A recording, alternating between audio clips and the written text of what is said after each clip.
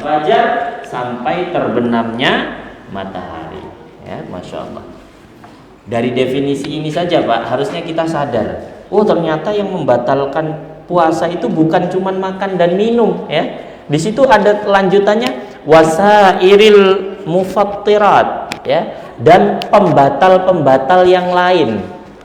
Wah, jadi kalau yang selama ini prinsip puasanya wis penting orang mangan, penting orang ngombe gitu. Nah, ini ternyata nanti kita akan belajar, Masya Allah. Tidak sebatas itu saja, Masya Allah. Nah, hadirin yang mudah-mudahan dirahmati oleh Allah Subhanahu Wa Taala. Kemudian di sini ada aqsam as-shaum, macam-macam jenis puasa. Jadi puasa itu yang pertama, yang qasimus shaumu bi'tibari kaunihi ma'muran bihi aw manhiyan anhu syar'an ila qismain. Ya. Puasa itu dari segi diperintahkan atau dilarangnya dibagi menjadi dua. Ada puasa yang diperintahkan secara syariat dan ada puasa yang dilarang oleh syariat. Nah, jadi puasa itu tidak semuanya boleh ternyata. Ya. Bahkan kita pernah dengar ya, dua orang sahabat yang datang kepada Nabi, salah satunya bilang, pokoknya saya mau puasa seumur hidup. Dibolehkan atau tidak boleh sama Nabi? Tidak boleh ternyata. Masya Allah itu ya. Tidak boleh semuanya, berlebihan itu tidak boleh. Nah kita lihat di bagian yang pertama, as-shaum al-ma'mur bihi syar'an, puasa yang diperintahkan oleh syariat itu ada dua. Yang pertama al-wajib, puasa wajib. Yang kedua as-shaum al-mustahab, puasa yang hukumnya sunnah atau shaum tatawwu. Ya. Kalau puasa wajib sendiri ini dibagi dua lagi hadirin sekalian. Ada puasa wajib yang memang syariat menurunkan kewajibannya, yaitu puasa Ramadan. Puasa Ramadan wajib bagi siapapun nanti dengan syarat-syarat yang akan kita bahas, ya. Nah, ada puasa wajib selain Ramadan, ada, yaitu disebutnya dengan puasa yang menjadi wajib karena sebab tertentu. Kira-kira apa hadirin sekalian? Masya Allah, puasa nazar ya. Kemudian puasa kafarat ya, baik kafarat sumpah atau kafarat karena melanggar aturan puasa ya. Salah satunya yaitu berhubungan suami istri di siang hari bulan Ramadan. Itu salah satunya ketika nanti tidak bisa membebaskan budak, maka dia harus membayar kafarat. Puasa 2 bulan berturut-turut. Masya Allah ya. Luar biasa. Nah, ini puasa yang wajib, tapi ada sebabnya kenapa dia menjadi wajib. Ya. Puasa Senin Kamis selama sebulan, itu tidak wajib. Hukumnya apa hadirin sekalian? Sunnah. Tapi kalau sudah terucap, ya Allah, kalau anak saya lulus ya Allah ujian ini, kalau anak saya lolos jadi PNS, pokoknya selama 3 bulan saya mau puasa Senin Kamis. Hukumnya jadi apa Pak? Wajib. Nah ini jenis kedua dari puasa wajib, yaitu puasa yang wajibnya ini disebabkan oleh suatu hal ya. Kalau yang satu tadi puasanya secara syariat pertama kali turun itu memang sudah wajib, yaitu puasa Ramadan. Ada yang wajibnya ini karena sebab tertentu ya. Kemudian yang kedua adalah as-shaum al-mustahab. Nah, ini banyak ya. Puasa Senin Kamis itu puasa mustahab, puasa sunnah ya. Ayyamul bid ya, di pertengahan bulan tanggal 13, 14, 15 itu juga puasa sunnah ya. Puasa sehari buka sehari, puasa sehari buka sehari, itu namanya puasa Daud, Masya Allah, itu juga puasa sunnah hukumnya. Nah ini contoh-contoh puasa yang hukumnya sunnah gitu ya, puasa yang hukumnya sunnah. Kemudian ats-tsani as-shaum al-manhi anhu, ada puasa yang dia itu dilarang, bahkan ya dilarang. Nah, larangan ini hadirin sekalian, kalau dalam syariat, kalau di dalam kaidah itu disebut al-aslu fil nahyi at-tahrim. Hukum asal dari larangan itu haram. Tapi ada larangan-larangan yang kemudian dengan hal-hal tertentu hukum haram ini menjadi makruh. Hukum larangan ini menjadi makruh ya. Contohnya, la tashrabanna ahadukum qa'iman, Janganlah sekali-kali seorang di antara kalian minum sambil berdiri. Kalau yang diminum air putih halal minumnya sambil berdiri. Hukumnya apa hadirin sekalian? Makruh ya. Meskipun la ya, jangan gitu ya. La taqrabuz zina. Jangan mendekati zina. Apa hukumnya? Haram gitu ya. Apa yang mempengaruhi itu? Nanti para ulama fikih dan usul fikih ya, di situ mereka membahas bagaimana larangan ini sifatnya bisa menjadi haram, bagaimana sifatnya bisa menjadi makruh ya. Nah, di sini saum yang dilarang itu ada dua, ada yang haram, ada yang makruh. Saumun muharramun, yang pertama puasa yang diharamkan. Wadzalika mithlu shaumi yaumil idain. Contohnya adalah puasa di hari raya. Nah, ini haram, ya. Nanti kita akan bahas di pembahasan kitab ini akan ada nanti. Ada 5 hari yang dilarang untuk puasa itu. Hari apa aja kira-kira? Yang jelas ini sudah disebutkan 2 nih, idain ya. Idul Adha dilarang, Idul Fitri dilarang. Yang 3 lagi apa hadirin sekalian? Hari Tasyrik ya, kalau kata orang kita tasyrik gitu ya, tasyrik ya, yaitu 3 hari setelah Idul Adha ya, itu dilarang untuk berpuasa. Itu yang diharamkan. Adapun saumun makruh, puasa makruh contohnya adalah saum yaumi Arafah lil hajj. Kita yang nggak haji, hukum puasa Arafah apa? Sunnah, masya Allah. Tapi orang yang haji puasa bukan dapat pahala hadirin sekalian, malah makruh hukumnya ya, hukumnya makruh. Jadi nanti bapak-bapak, ibu-ibu kalau kita punya kesempatan naik haji, amin, maka diingat-ingat nanti jangan terlalu semangat, wah ini mumpung ibadah gitu kan ya, saya mau puasa nih gitu kan di hari Arafah. Jangan. Ternyata kalau kita tahu ilmunya, semangat itu yang tidak didasari ilmu bukannya dapat pahala gitu ya, malah dapat makruh di sini ya. Dan mudah-mudahan dengan niat kita belajar ini menjadi bekal untuk kita untuk semakin baik ibadah kita, kualitasnya semakin baik, kuantitasnya semakin banyak. Amin ya rabbal alamin. Hadirin yang mudah-mudahan dirahmati oleh Allah Subhanahu wa taala, setelah kita membahas definisi dan macam-macam puasa, nah kita bahas dulu tasyri' saum Ramadan. Ini penting untuk kita bahas hadirin sekalian. Kenapa? Karena ada beberapa orang yang masih salah memahami makna dari ayat yang di dalamnya ada perintah puasa dari Allah Subhanahu wa taala. Allah Subhanahu wa taala berfirman dalam surah Al-Baqarah ayat 183 ya. Ini insya Allah semua kita hafal ya. Bahkan adik-adik dulu, adik-adik sekarang kalau sekolah dikasih buku panduan Ramadan nggak, Dek? Nggak ada ya? Masya Allah. Bapak-bapak dulu kita ada, Pak ya. Mbah kaum ini pasti paham. Pasti kalau habis sholat Id, habis sholat taraweh dirubung sama anak-anak, Pak ya. Masya Allah. Nggak tahu sekarang dikasih atau tidak ya. Anak-anak itu harus ditanda tangan sama imamnya itu. Oh sudah taraweh, oh sudah ini, sudah ini. Masya Allah ya. Bahkan sholat Jumat juga di Ramadan itu ada tanda tangan dari khatibnya gitu ya. Masya Allah. Nah biasanya di sampulnya itu, nah ini Al-Baqarah ayat 183 nih ya. A'udzubillahi minasyaitonirrajim. Ya ayyuhalladzina amanu kutiba alaikumussyam kama kutiba alal ladzina min qablikum la'allakum tattaqun.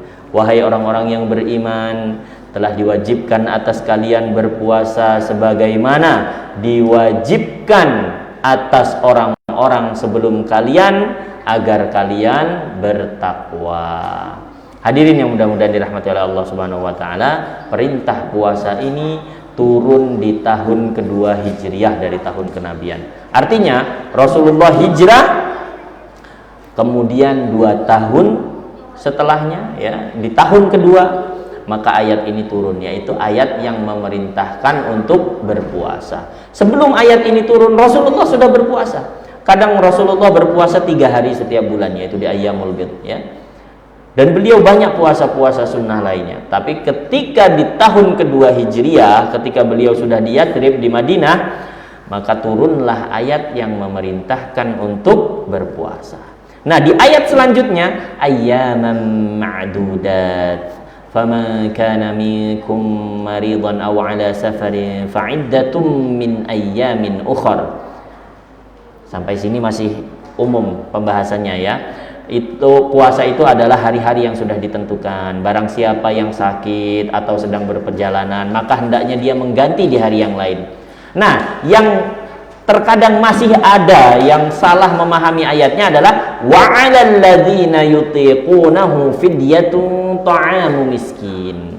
Dan bagi orang-orang yang berat berpuasa, maka dia boleh memilih fidyah. Nah, ini Pak, saya sampai ada Pak di kampung ya, dan sayangnya ya masih family. Dia itu tidak tahu mengaji di mana, menyampaikan saya mau bayar fidyah aja lah, duit ada katanya ya, bayar fidyah aja. Kenapa? Karena saya berat kalau puasa. Masya Allah, gagah Pak, masih gagah ya. Kerjaannya main bulu tangkis futsal, tapi suruh puasa bilang berat gitu, mending milih fidyah. Kenapa? Karena di ayat ini itu memang pilihan antara puasa atau fidyah. Kalau kamu berat puasa ya fidyah saja gitu ya.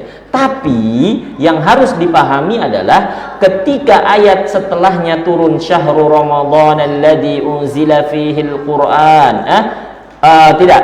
Di sini wa 'alal ladzina yutiqunahu fidyatun ta'amu miskin faman tatawwa'a khairan fahuwa khairul lah wa an tasumu khairul lakum in kuntum ta'lamun. Di ayat setelahnya syahrul ramadhan alladzi unzila fihil Qur'an hudan lin-nasi wa bayyinatin minal huda wal furqan. Perhatikan, faman syahida minkum syahra falyasum. Barang siapa yang melihat datangnya bulan, melihat hilal, maka hendaknya dia berpuasa. Ayat ini, ayat ke-108 ini menegaskan ayat yang sebelumnya, tidak ada lagi pilihan. Artinya siapapun itu yang melihat bulan dan dia mampu untuk berpuasa, dia harus berpuasa. Nah, siapapun itu, baru setelahnya diberikan pengecualian oleh Allah Subhanahu wa taala, wa man kana maridon. Nah, kan diulang lagi Pak ya dari ayat yang tadi. Kenapa? Karena ayat ini di awal menegaskan siapapun yang memasuki bulan Ramadan melihat hilal, dia harus berpuasa. Gitu ya. Nah, akhirnya karena penegasan ini seolah-olah semuanya wajib, tapi diberikan pengecualian oleh Allah Subhanahu wa taala, wa man kana maridon, barang siapa yang sakit, au ala safar, atau dalam perjalanan, fa'iddatum min ayyamin ukhar ya, maka dia boleh mengganti di hari yang lain. Yuridullahu bikumul yusra wa la yuridu bikumul usr. Allah itu pengen kemudahan untuk kalian, enggak pengen Allah itu kesulitan untuk kalian. Dan inilah lembutnya syariat Islam. Di awal dikasih pilihan dulu Pak, yuk yang berat ya udah fidyah saja. Tapi kemudian ketika ayat 185 turun, tidak ada lagi pilihan. Jadi orang-orang yang bilang ya tidak apa-apa lah, boleh milih, itu seolah-olah dia sedang bilang tidak apa-apa minum khamr, yang penting nggak pas mau sholat gitu kan. Kenapa? Karena ada ayat yang berbunyi wala taqrabus shalah wa antum sukara ya. Jangan kalian mendekati sholat kalau kalian lagi mabuk. Oh, yang penting nggak pas lagi mau sholat gitu kan. Nah, ini pemahaman seperti ini salah. Kenapa? Karena dia tidak belajar tafsirnya, cuman baca terjemahan, pas kelihat ayat itu gitu kan. Wah ya udah jadi gitu kan ya. Nah, ini yang harus kita hati-hati sekali. Jadi jangan sampai wah ini ayatnya ada kok gitu ya, nggak apa-apa, basing mau milih fidyah boleh, puasa boleh. Wah ini kacau ya. Dan itu betul-betul terjadi, ya. Kita harus hati-hati, dan insya Allah dengan majelis ilmu seperti ini kita bisa sama-sama belajar, saling mengingatkan supaya ibadah kita berlandaskan ilmu. Hadirin yang mudah-mudahan dirahmati oleh Allah Subhanahu wa taala. Kemudian yang selanjutnya, yang selanjutnya ini baru kita memasuki pembahasan yang ditulis oleh Al-Imam Abu Syuja' di dalam kitab beliau At-Taqrib Kitabus Siyam. Nah, ini isinya sama. Wa syaraitu wujubis siyami thalathatun. Syarat wajibnya puasa itu ada 3, thalathatu asya ya. Di sini Al-Islam wal bulugh wal aqlu wal qudrah 'ala shaum. Di sini 3 ya.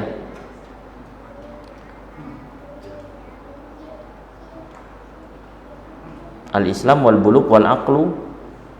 Loh, mau ini berarti di buku ini salah tulisannya. Di situ salah satu nggih, Pak? Mbak Kaum. Salah satu. Tapi isinya Al-Islam, al-bulugh, al-aqlu wal qudrah 'ala siyam gitu ya. Makanya harusnya arba'atun. Yang benar yang di sini. Kayak yang di buku mungkin salah ketik ya. Wallahu a'lam. Ya, jadi syarat wujudnya puasa itu ada 4. Yang pertama, al-Islam, yaitu beragama Islam. Jadi tidak boleh kita punya teman bukan Islam kok dipaksa puasa, ya tidak boleh. Itu tidak wajib dia memang gitu ya. Dia tidak wajib puasa. Wal bulugh, yang kedua sudah baligh. Nah, gimana dengan anak-anak kita? Jadi kita juga tidak boleh memaksa, ya. Dilatih boleh, gitu ya. Dilatih boleh dan harus. Selama dia belum balik, dilatih. Kenapa? Pas balik sudah biasa. Jangan juga, alah belum balik, semua mangan-mangan kono gitu kan. Pas begitu balik nggak kuat, nah itu juga masalah nanti. Ya, jadi harus diperhatikan. Maksa nggak boleh, ya, tapi dilatih harus, gitu ya. Bahkan kalau bisa ya dengan motivasi lah, ya, dengan motivasi. Wah, kalau puasa nanti masya Allah Allah makin sayang sama kamu ini. Wah, nggak terlalu mempan Ustaz. Oh, baju barumu 3 setel. Oh, langsung ya semangat ya. Anak-anak memang kalau motivasinya dunia lebih semangat Pak ya. Kalau bapak-bapak enggak ya Pak? Sama aja. Insyaallah. Ini luar biasa ya. Nah, kalau anak-anak seperti itu kita rayu ya, kita motivasi untuk latihan. Karena yang wajib puasa itu adalah yang sudah balik ya, yang sudah balik. Kemudian wal aqlu, punya akal. Nah, kalau tidak punya akal, tidak apa-apa, tidak usah puasa gitu ya. Tidak usah puasa. Wah, ini tidak punya akal ya gimana namanya tidak punya akal ya. Jangankan mikirin puasa gitu ya. Pakaian aja tidak dipikirin sama dia kadang-kadang gitu. Masya Allah. Subhanallah, subhanallah.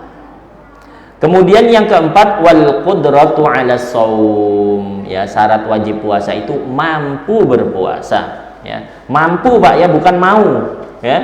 Kalau mau berpuasa banyak yang mampu tapi nggak mau, ada Pak? Banyak ya, termasuk orang-orang tadi yang bilang wah masih boleh kok milih fidyah dan shaum terserah saya ya. Itu orang-orang yang mampu tapi nggak mau ya. Yang di sini yang wajib itu yang mampu, yang nggak mampu seperti apa? Yang sakit contohnya nggak wajib puasa, apalagi sakitnya itu la yurja syifa'u, maksudnya tidak diharapkan sembuh lagi lah, sakitnya udah sakit parah gitu, kayaknya wah tidak ada harapan sembuh ini gitu kan, karena umur sudah sepuh umpamanya kan, karena usianya sudah umpamanya sudah 90 tahun tidak bisa lagi puasa gitu kan, nah itu sudah ya tidak wajib lagi puasanya ya. Maka disitulah boleh diganti dengan fidyah, nanti akan kita bahas. Baik. Nah, jadi 4 ya. Ada 4 syarat wajibnya puasa ya.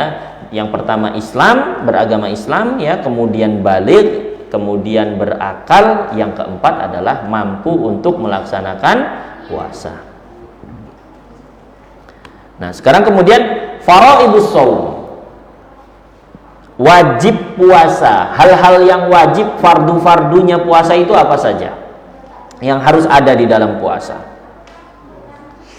Yang pertama, wa faraidu as-shaumi arba'atu asya. Ya, fardunya puasa itu ada 4. Yang pertama, an-niyah, harus ada niat. Masya Allah. Innamal a'malu bin niat. Kita sudah pernah bahas. Kenapa? Karena niat itu tafriqul ibadah anil adah ya. Fungsi dari niat itu adalah membedakan mana yang ibadah, mana yang kebiasaan, mana yang perbuatan biasa saja. Karena orang puasa bisa jadi sama dengan orang diet. Nah, betul Pak? Sama-sama tidak makan. Kamu kenapa? Saya puasa, mengharap ridho Allah, ibadah. Kamu kenapa nggak makan? Saya diet. Nah, sama-sama tidak makan. Kita pernah contohkan waktu itu mandi contohnya ya. Hari Jumat pagi sama-sama mandi, kamar mandinya sama, airnya sama, sabunnya bahkan sama gitu ya. odolnya sama, sikat gigi aja yang beda gitu kan. Sama persis, tapi yang satu niatnya, kenapa mandi? Ini hari Jumat, sunnah Rasulullah supaya kita mandi pada hari Jumat. Ibadah. Yang satu ditanya, ngapain kamu mandi? Oh, saya mau ketemu si fulanah ini, harus wangi gitu kan. Masya Allah. Lain lagi, harus bersih, harus wangi, biar sehat. Ini ada, ini kebiasaan. Itulah, niat itu luar biasa. Hati-hati makanya, penting niat ini harus ada dalam setiap ibadah kita, ya. Dan niat puasa itu boleh diucapkan sejak hari itu berpindah, ya. Meskipun nanti kalau kita mau bicara pendapat, ada pendapat yang bilang bahwasanya boleh niat puasa dari awal Ramadan langsung full borongan 30 hari mau ya. Tapi yang lebih kuat pendapatnya adalah kita berniat itu ketika hari itu dimulai, dan penanggalan Hijriah hari itu dimulai kapan hadirin sekalian? Setelah maghrib, ya betul, setelah maghrib hadirin sekalian.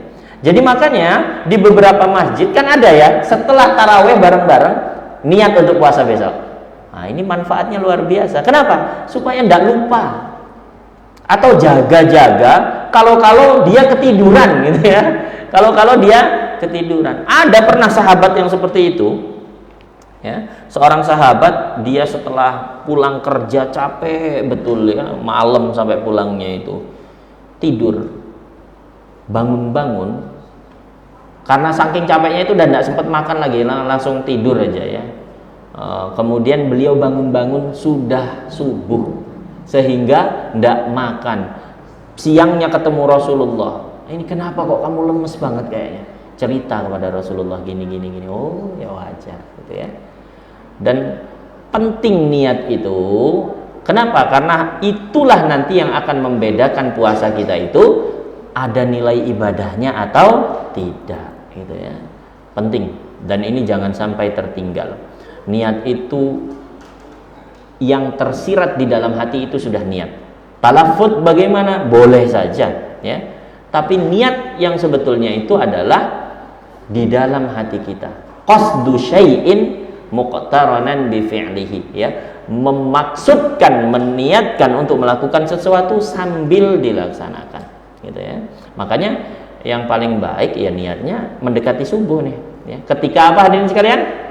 Ketika sahur ya. Nanti kita akan bahas gimana hukumnya sahur ya, dibahas juga oleh Al-Imam Abu Syuja di sini. Itu yang pertama, niat ya. Niat ini penting sekali. Kemudian wal imsak, menahan ya, menahan diri dari apa saja?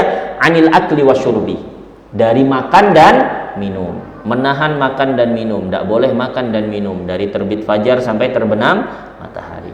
Kemudian wal jima', menahan diri untuk tidak berhubungan suami istri dari terbit fajar sampai terbenam matahari. Wa ta'ammudul qai', dan juga menahan diri untuk tidak sengaja muntah. Emang ada Ustadz orang kok pengen sengaja muntah? Ada nggak kira-kira hadirin sekalian? Ada ya. Sahurnya kekenyangan Ustadz, ini nggak bisa betul, saya mau sholat subuh ini kan, mau berangkat ke masjid, akhirnya sengaja muntah, batal puasanya ya. Ustadz, perut saya sakit betul, ini kenceng ini, udah nggak bisa ya umpamanya. Wah udah ini gimana, akhirnya tangannya dimasukkan ke mulut, muntah, batal puasanya. Itu sengaja muntah. Itu kalau kasus yang betul-betul sengaja. Ada beberapa ulama kemudian ketika membahas hal ini menyebutkan termasuk sengaja muntah adalah ketika kita mendatangi tempat yang kita sudah tahu pasti kalau kita datang ke tempat itu muntah. Contohnya, ini naudzubillah min dzalik. Contohnya ada kecelakaan di jalan, parah kecelakaannya. Orang sudah cerita, oh ini kepalanya gini, oh ini badannya gini, oh ininya keluar itunya, ya. Kita udah tahu kan, kalau kita datang potensi muntah itu. Tapi penasaran, wah ini nih kadang-kadang ya. Penasaran pas didatengin ngelihat, wah nah itu termasuk ta'ammudul qai', ya. Sengaja muntah gitu, ya. Itu termasuk ta'ammudul qai'. Karena dia sudah tahu di situ kalau dia datang ke situ potensi besar dia akan muntah, tapi tetap nah ini terhitung sengaja gitu ya. Nah, ini harus hati-hati. Ta'ammud al-qai.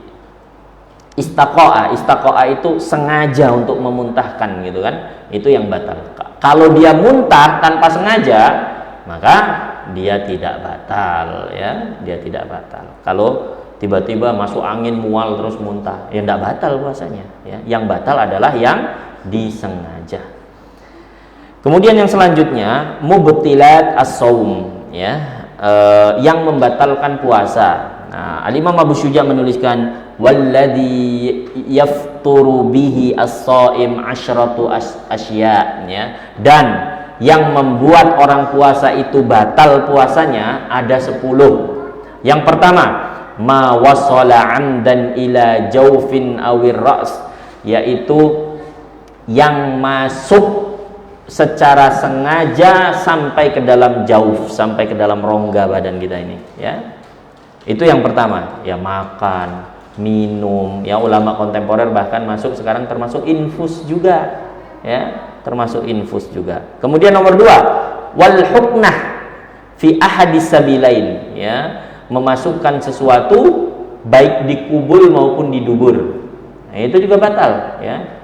Kan sekarang ada Pak ya obat, apa namanya, obat kalau sakit di belakang itu ambeien. Nah, itu kan ada yang dimasukkan dari belakang Pak ya. Nah, itu bisa membatalkan puasa. Atau pas lagi puasa, naudzubillah, sakit tidak bisa buang air kecil. Nah, biasanya kan diselang ya Pak. Apa namanya itu, saya kurang paham di istilah medisnya itu. Dimasukin selang itu. Nah, itu batal puasanya. Ya, maka itu batal puasanya.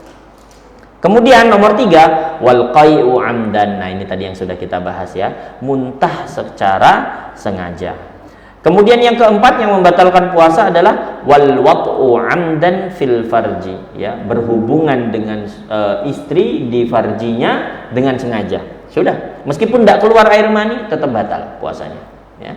Kemudian wal inzal an mubasyarah, keluar air mani disebabkan bermesraan dengan istri, ini juga membatalkan puasa. Tapi kalau keluar air maninya bukan karena ini, kadang ada dalam kondisi-kondisi tertentu karena dingin atau karena apa ya, tiba-tiba air mani keluar ya, atau karena sudah sepuh tidak terkontrol, tidak tahu kenapa keluar gitu. Kalau dia nggak sengaja, bukan karena mubasyarah, bukan karena bermesraan ya, atau bukan karena mengeluarkannya dengan sengaja ya, maka tidak batal kalau tidak sengaja. Tapi kalau sengaja ya, maka batal puasanya. Al-inzal, mengeluarkan air mani dengan sengaja, itu membatalkan puasa. Kalau yang nomor 4 tadi adalah berhubungan suami istri meskipun tidak keluar air maninya, batal puasanya ya, batal puasanya. Yang keenam, wal haid. Nah, ini ibu-ibu ya. Ibu-ibu ini biasanya deg-degan itu kalau udah, wah ini tanggal saya haid ini biasanya. Ya Allah, mudah-mudahan habis maghrib gitu ya Bu ya. Karena sedih juga gitu, pas udah asar tiba-tiba, waduh, akhirnya puasanya dari pagi tidak terhitung, terpaksa diganti di hari yang lain gitu ya. Haid membatalkan puasa. Wan nifas, begitu juga nifas, batalkan puasa. Wal junun, gila, ini membatalkan puasa. Ada orang-orang yang, kalau kata orang-orang Jawa di tempat saya itu edan iling katanya ya. Edan iling itu kadang dia gila tapi tiba-tiba sembuh gitu ya. Pokoknya sebulan dia udah pokoknya kayak orang waras. Tiba-tiba kumat lagi umpamanya 2 hari atau 3 hari. Nah, itu ketika dia kumat itu puasanya batal. Meskipun dia menahan makan dan minum, maka batal puasanya. Itu al-junun. Kemudian nomor 9, wal ighma kullal yaumi, pingsan sepanjang hari itu batal juga puasanya ya. Tapi kalau pingsannya sebentar ya, itu enggak apa-apa ya, enggak batal puasanya. Umpamanya kita upacara biasanya ya, paling sering saya lihat orang pingsan dulu di sekolah ketika upacara bendera ya. Tiba-tiba pas upacara gubrok ada yang rubuh pingsan. Nah, kan sebentar bawa ke UKS biasanya sembuh. Nah, sudah tidak batal puasanya, kecuali kalau habis sembuh dikasih minum sama gurunya ya batal kalau itu ya.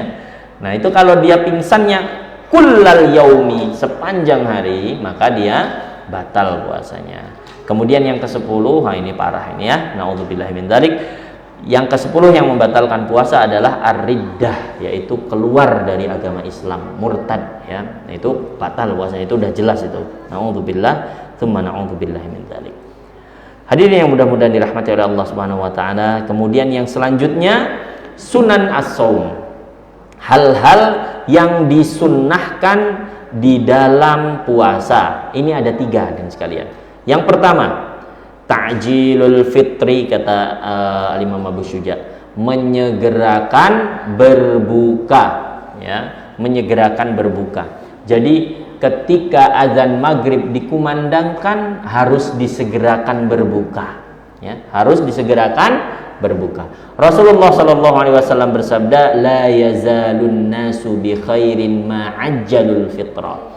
Tidaklah seseorang itu terlepas dari kebaikan selama dia tetap menyegerakan berbuka ya, harus segera berbuka itu. Tapi jangan juga seperti yang viral di video itu Pak ya, nunggu maghrib gitu kelihatan 1 menit lagi itu kolak udah ditaruh di gigi gitu ya. Ada, saya lihat videonya itu ditaruh di gigi, jadi begitu Allahu Akbar klik gitu ya. Nah itu juga enggak, bukan kayak gitu yang dimaksud ta'jilul fitr itu. Yang dimaksud ta'jilul fitr itu segera ketika dia azan langsung baca doa, langsung berbuka ya, langsung berbuka. Jadi contoh kasusnya yang paling masuk akal adalah ketika kita di jalan sudah mau sampai rumah, lah 5 menit lagi sampai rumah kok gitu kan. Nah ini usahakan kalau memang mepet waktunya, bawalah untuk bukaan itu minimal air minum lah ya, minimal air minum, berhenti dulu berbuka, lanjutkan perjalanannya. Itu menyegerakan berbuka itu disunnahkan. Kenapa? Karena orang-orang Yahudi itu mereka mengakhirkan ya, mereka mengakhirkan buka mereka ya, untuk menyelisihi perbuatan orang Yahudi itu Rasulullah menganjurkan umat Islam itu untuk menyegerakan berbuka, dan ada kebaikan di dalamnya ya. Jangan sampai kata Rasulullah berbuka itu sampai menunggu keluarnya bintang-bintang dalam satu hadis lain ya. Jadi itu pun tidak boleh ya. Makanya yang dimaksud jangan menunda itu nantilah bukanya gitu, biar pahalanya nambah terus ini kan ya. Tidak kayak meteran listrik gitu ya, tetap puasa tetap jalan gitu, bukan ya. Kita tidak bisa ibadah itu menggunakan hitungan manusia, tidak gitu ya. Kalau kata Allah, ketika terbenam matahari waktu maghrib berbuka ya berbuka gitu ya. Kita beribadah itu dengan tuntunan ya. Dan tadi sudah kita bilang, kalau kita pengen dapat syafaatnya Rasulullah ya maka kita ikuti contohnya Rasulullah. Jangan ngikutin tadi 2 orang sahabat tadi yang ditegur sama Rasulullah ya, pokoknya saya mau puasa seumur hidup ya, saya mau membujang seumur hidup, wah malah ditegur sama Rasulullah ya. Tidak gitu, bukan seperti itu. Hadirin yang mudah-mudahan dirahmati oleh Allah Subhanahu wa taala. Lah terus gimana cara berbuka yang paling baik? Apa yang harus dimakan ketika berbuka? Disebutkan dalam sebuah hadis bahwasanya kana Nabi sallallahu alaihi wasallam yuftiru qabla an yusalliya ala rutubat ya, sebelum sholat ya beliau itu berbuka dulu dengan rutubat ya, rutub, dengan kurma basah ya, kurma basah. Jadi rutub itu yang lebih tepat memang artinya kurma basah Pak, bukan kurma muda ya. Kurma muda itu yang biasanya pahit itu, nah bukan itu ya, yang biasanya untuk program ibu hamil Bu ya, biasanya yang pulang haji bawa itu kurma muda, ini untuk apa namanya, saudara-saudaranya yang pengen program hamil makan kurma muda. Nah tapi rutub itu tidak sebatas itu, rutub itu kurma basah, karena kebanyakan kurma yang masuk ke Indonesia ini adalah kurma kering. Karena kurma itu kalau kering Pak bisa bertahan bertahun-tahun itu ya, bisa bertahan bertahun-tahun. Nah kalau basah, nah ini tidak bisa. Kadang kalau saya beli kurma basah biasanya Ramadan kan, kalau pesen di Jakarta itu penjualnya nggak mau ngirim. Kenapa? Karena kalau dikirim di paket 3 hari sampai sini udah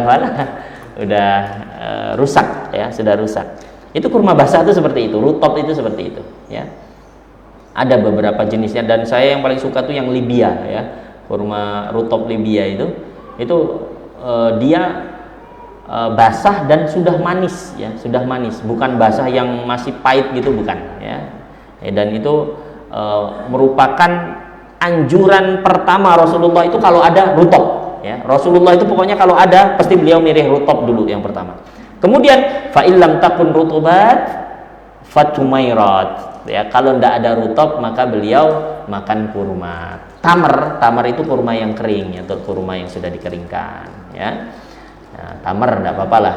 Kalau biasanya kalau di Indonesia itu yang sekarang ramai itu sukari, ya, sukari. Nah itu pokoknya itu favoritnya orang Indonesia, kayaknya rata-rata seneng sukari gitu ya. Kenapa? Teksturnya lembut, rasanya manis. Yang penting nanti kita hati-hati, Pak.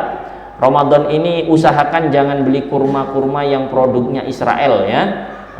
Kita kalau tidak bisa bantu banyak-banyak untuk saudara kita di Palestina, minimal hindarilah itu, ya. Minimal hindari itu, ya. Banyak kurma-kurma itu yang ternyata produk-produknya Israel. Nanti kita bisa lihatlah di handphone masing-masing kurma-kurma yang berasal dari Israel. Nah itu kita hindari, ya. Kita tinggalkan. Banyak kurma-kurma lain yang enak juga, ya, banyak. Termasuk ya sukari tadi yang paling favorit lah, ya. Iya, favorit di kalangan masyarakat kita mungkin. Kalau yang biasanya yang agak levelnya di bawah, itu kurma Mesir itu ya, yang ada gambar piramidnya itu.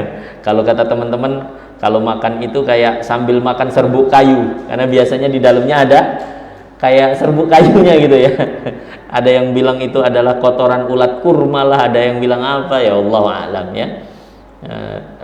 Itu tamar, ya. Kalau tamar itu seperti itu, yang sudah dikeringkan itu tamar, ya. Hadirin yang mudah-mudahan dirahmati oleh Allah Subhanahu wa taala. Nah, kalau beliau tamar juga nggak ada, fa illam takun tumairat hasawat min ma'in. Beliau minum beberapa teguk air, ya. Jadi urutannya itu, yang dicari pertama kurma. Kalau kita yang dicari pertama apa, Pak? Gorengan es pokoknya. Benar nggak, Bu? Ya, Allahu Akbar.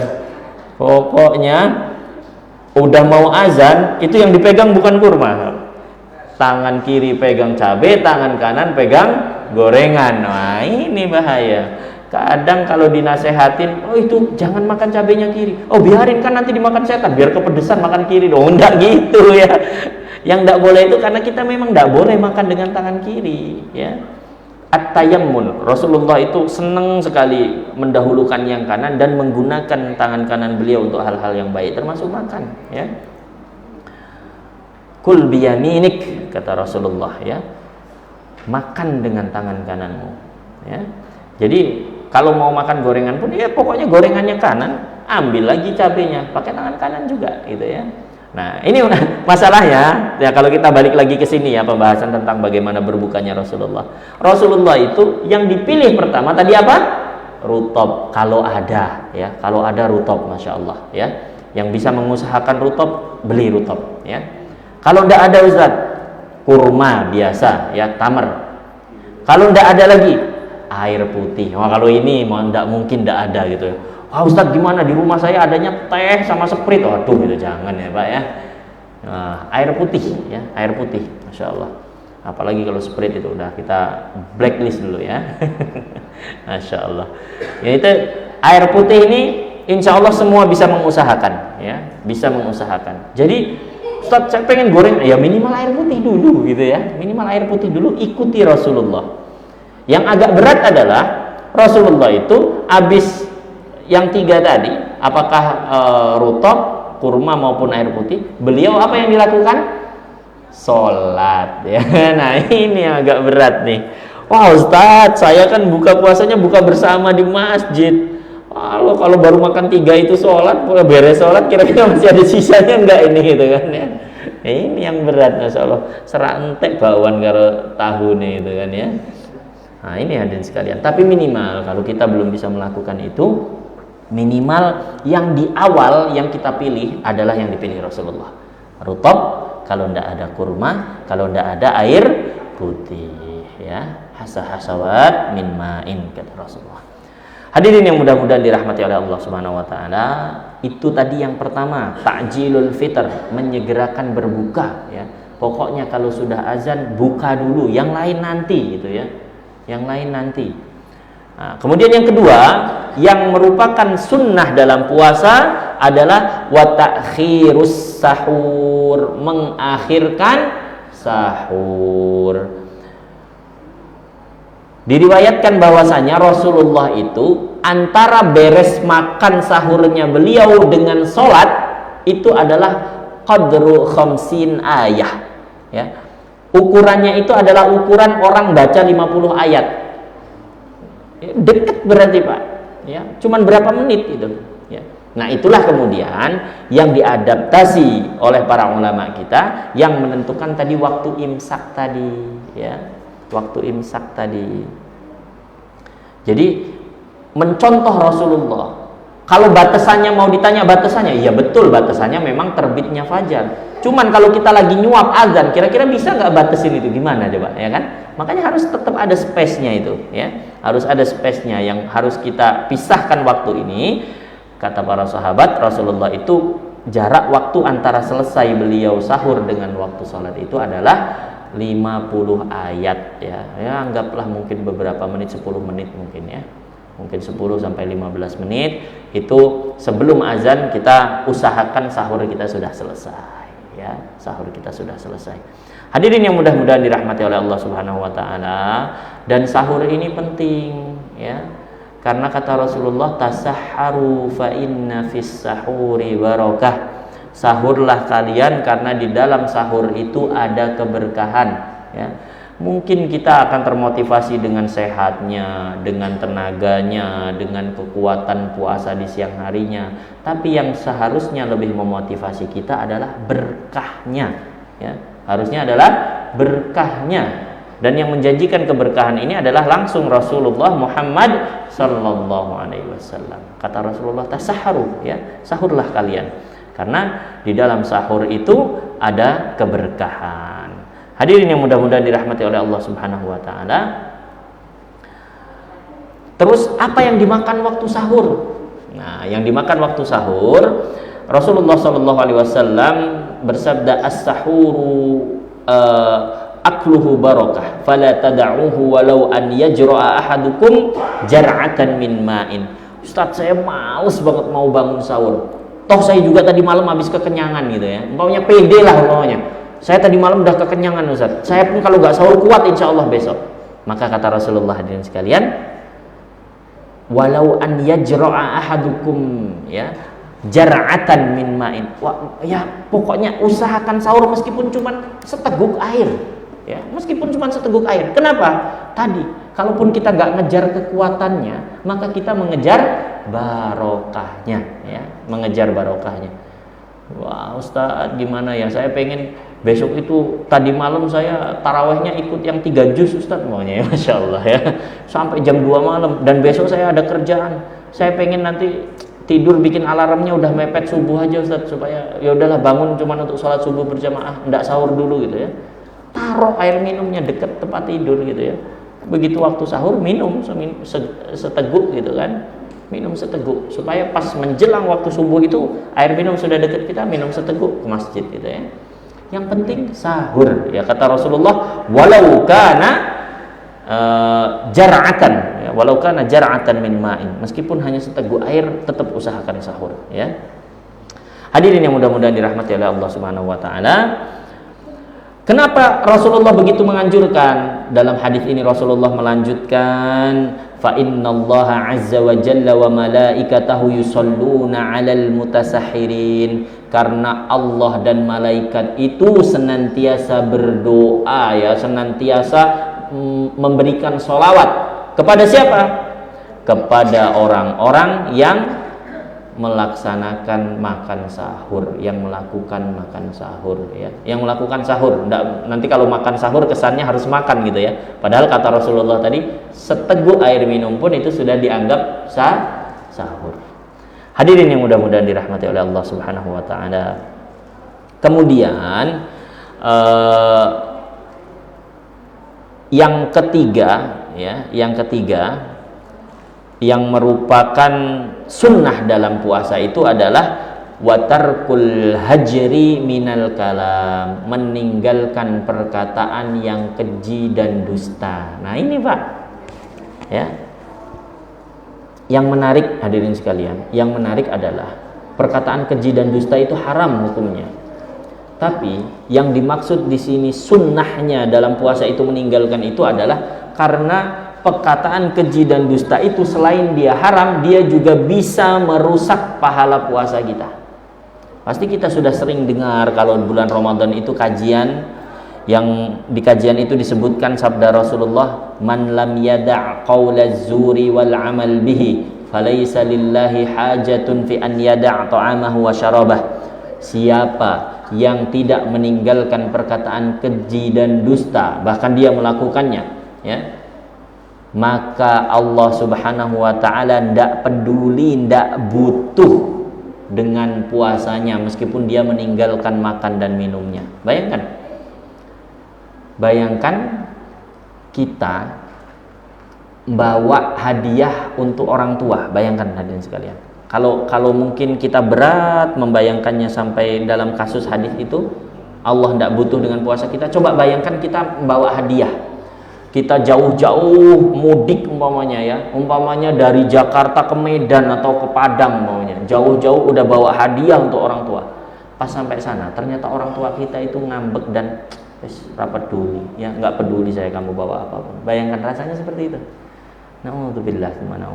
Orang kalau puasa tapi dia tetap perkataannya itu keji, dia tetap bohong aja kerjaannya, maka Allah itu nanti ketika dia bawa puasanya itu Allah tidak peduli, Allah tidak butuh, Allah tidak peduli meskipun kamu puasa, meskipun kamu meninggalkan makan dan minum, ya. Nah, ini yang harus kita perhatikan. Ternyata puasa itu tidak hanya menahan makan dan minum saja, tapi juga harus menahan lisan kita dari perkataan keji dan dusta. Hadirin yang mudah-mudahan dirahmati oleh Allah Subhanahu wa taala. Sebetulnya ada sunnah-sunnah lain ketika orang berpuasa, ya, yang mungkin belum dituliskan di sini oleh Al-Imam Abu Syuja, karena memang Abu Syuja menulis kitab ini secara ringkas. Seperti waktu di awal mempelajari kitab ini, beliau sudah menyampaikan di awal, beliau membuat kitab ini secara ringkas sekali, ya. Ada beberapa sunnah lain diantaranya ketika berpuasa itu kita disunahkan untuk berdoa, ya. Ketika berpuasa itu kita disunahkan untuk berdoa. Karena Rasulullah bersabda salasatun, ya, ada 3 orang la turaddu da'watuhum. Doa mereka itu tidak akan ditolak oleh Allah Subhanahu wa taala. Yang pertama itu adalah al-imamul adil, ya. Imam yang adil. Kemudian was-shaimu hina yuftir, dan orang yang berpuasa ketika dia berbuka. Ya, ini salah satu sunnahnya adalah kita berdoa di waktu berbuka itu. Kemudian yang ketiga, wa da'watul madlum, yaitu doanya orang yang dizalimi, ya. Jadi salah satu yang doanya akan dikabulkan Allah adalah doanya orang yang berpuasa ketika dia berbuka. Makanya ketika berbuka tuh perbanyak doa, ya, perbanyak doa. Nah, doanya gimana Ustaz? Gitu kan? Doa yang kita hafal sama-sama, Allahumma laka sumtu wa bika amantu wa ala rizqika aftartu, ya, bi rahmatika ya arhamar rahimin. Doa ini berasal dari satu hadis yang derajatnya dhaif, derajatnya lemah. Terus boleh enggak Ustaz doa itu? Boleh, ya, boleh. Maknanya kurang bagus apa, ya? Allahumma laka sumtu, ya Allah, aku berpuasa karenamu. Wa bika amantu, dan aku beriman kepadamu. Wa ala rizqika aftartu, dan aku berbuka dengan rizki yang Engkau berikan. Bi rahmatika ya arhamar rahimin, ya. Dengan rahmatmu ya Allah, wahai zat yang maha pengasih lagi maha penyayang. Bagus nggak Pak doanya? Masya Allah, bagus, luar biasa. Hanya saja ketika kita mengamalkan hadis dhaif, sebaiknya kita tidak menyandarkan doa itu kepada Rasulullah. Karena doa itu bebas, tidak perlu ada pedomannya dari Rasulullah, ya. Tidak harus doa yang sama diucapkan Rasulullah, maksudnya. Kita doa mau apapun boleh, ya. Ya Allah, lancarkan rezeki saya, ya Allah. Ya Allah, ganti mobil saya dengan yang lebih bagus. Boleh. Rasulullah tidak pernah doa seperti itu, tapi boleh tidak? Boleh, ya. Boleh. Nah, termasuk doa itu juga boleh diucapkan, ya. Ustaz, saya pengen ngamalin doa ini, boleh, ya. Hanya saja karena hadisnya dhaif, sebaiknya tidak disandarkan kepada Rasulullah, ya. Jangan disandarkan kepada Rasulullah. Nah, ada doa yang sahih. Doa yang sahih adalah dhahaba dhama'u wa batalatil 'uruq wa thabatal ajru insyaallah. Dahaga telah pergi, kerongkongan telah basah, dan pahala insyaallah telah didapatkan. Nah, ini yang dibaca Rasulullah dan hadisnya sahih ya. Hadirin yang mudah-mudahan dirahmati oleh Allah Subhanahu wa taala. Salah satu sunnah yang lain ketika orang berpuasa itu adalah dengan memberikan makan pada orang lain yang berpuasa. Nah, ini sebetulnya mungkin kalau bahasa kasarnya mungkin ya, ini adalah para pembajak pahala, Pak. Orang-orang yang ngasih makan orang puasa itu adalah pembajak pahala, Masya Allah ya. Kenapa? Dia sendiri puasa dapat pahala, pahala orang lain dibajak juga sama dia. Cuman bedanya adalah orang yang pahalanya dia ambil juga itu tidak berkurang sedikit pun, Masya Allah ya. Ghairu annahu la yanqusu min ajri shaimi syai'a ya. Dia ngambil pahala puasa orang lain betul, tapi yang diambil itu pahalanya nggak berkurang sedikit pun, Masya Allah. Itulah rahmat Islam itu seperti itu, Pak ya. Ketika seseorang memberikan orang lain makan untuk puasa ya, memberikan orang lain untuk berbuka puasa, maka dia mendapatkan pahala puasanya, tapi tidak mengurangi sedikit pun pahala orang yang berpuasa itu, Masya Allah. Dan ini dianjurkan sekali nanti ketika Ramadan ya. Ketika Ramadan, atau kalau di sini ada pesantren yang santrinya rajin sholat puasa Senin Kamis, Pak, kalau kita tidak kuat puasa Senin Kamis, waduh saya harus tiap hari ini kerja gini gitu, saya perjalanan jauh terus gitu. Udah titipin aja ini untuk buka santri, selesai, Masya Allah ya. Ini berlomba-lomba dalam kebaikan ya. Apalagi nanti di Ramadan, salah satu yang dianjurkan adalah iftarus shaim, yang memberikan makan untuk berbuka bagi orang yang berpuasa. Rasulullah bersabda, man fattara shaiman kana lahu mithlu ajrihi ghaira annahu la yanqusu min ajri shaimi syai'a ya. Barang siapa yang beri makan orang yang berpuasa, maka baginya pahala orang yang berpuasa itu tanpa mengurangi pahalanya sedikit pun ya. Meskipun pahalanya dibagi tapi tidak berkurang. Itulah matematika dalam syariat itu seperti itu. Tidak kayak hitung-hitungan kita gitu ya. Masya Allah. Hadirin yang mudah-mudahan dirahmati oleh Allah Subhanahu wa ta'ala. Sudah jam 9, Masya Allah. Izin kita selesaikan singkat saja hari-hari yang diharamkan untuk berpuasa ya. Ini tadi sudah sempat kita bahas. Wa yahrumus siyam khamsati ayyam ya. Wa yahrumus siyamu khamsati ayyam, haram puasa pada 5 hari, yaitu al-idain ya, 2 hari raya, kemudian wa ayyamut tasyrik ats-tsalatsah, ditambah dengan hari tasyrik yang 3 ya. Jadi idain dan hari tasyrik itu diharamkan untuk berpuasa ya. Kemudian ayyam yukrahu fiha shaum, ada hari-hari yang dimakruhkan untuk berpuasa. Wa yukrahu shaum yaumis syakki ya. Dimakruhkan untuk berpuasa pada hari syak. Syak itu artinya ragu, Pak. Apa itu hari ragu? Hari ragu itu salah satunya adalah 30 Sya'ban ya. 30 Sya'ban itu kan hari ragu. Duh, ini masuk Ramadan belum ya? Nah, itu enggak dianjurkan berpuasa. Kecuali kata Imam Abu Syuja, an yuwafiqa 'adatan lahu aw yasilahu bima qablahu ya. Kecuali kalau itu sudah jadi kebiasaannya. Contohnya, pas tanggal 30 Sya'ban itu pas hari Kamis, sedangkan dia ini adalah orang yang biasa puasa Senin Kamis, maka boleh dia puasa, nggak makruh ya. Tapi kalau nggak pernah Senin Kamis, baru Senin Kamis 3 kali, saya pokoknya mau puasa 30 Sya'ban, itu jangan ya, dimakruhkan. Atau yasilahu bima qablahu, dia menyambung puasa dengan apa namanya? Hari-hari sebelumnya. Sya'ban dia punya niat, pokoknya saya mau puasa terus, libur cuman hari Jumat, pas tanggal 30 Sya'ban ternyata hari Rabu umpamanya, nah dia puasa, boleh ya, boleh, tidak makruh ya. Yang makruh itu ketika dia tidak pernah puasa sunnah, atau puasa sunnah juga jarang-jarang, bukan jadi suatu kebiasaan, kok tanggal 30 Sya'ban tiba-tiba pengen puasa, pengen ngebet banget, hati-hati, itu bisikan itu kadang-kadang ya. Kenapa? Karena makruh ya, dimakruhkan puasa yaum syak, hari keraguan, hari ragu-ragu, yaitu tanggal 30 Sya'ban ya. Hadirin yang mudah-mudahan dirahmati oleh Allah Subhanahu wa taala, termasuk yang dimakruhkan tadi yang sudah kita bahas di awal, yaitu pada hari Arafah bagi orang yang sedang berhaji ya. Kalau yang tidak haji sunnah, kalau yang haji makruh. Hadirin yang mudah-mudahan dirahmati oleh Allah Subhanahu wa taala, Mungkin demikian pembahasan kita. Alhamdulillah malam hari ini kita mengkaji sama-sama. Mudah-mudahan jadi manfaat khususnya untuk diri saya pribadi dan bagi kita semua, agar kita bisa menyongsong Ramadan dengan bekal ilmu yang lebih baik sehingga ibadah kita di bulan Ramadan lebih maksimal. Amin ya rabbal alamin. Monggo hadirin sekalian, jika ada pertanyaan, diskusi atau yang ingin menambahkan dipersilahkan.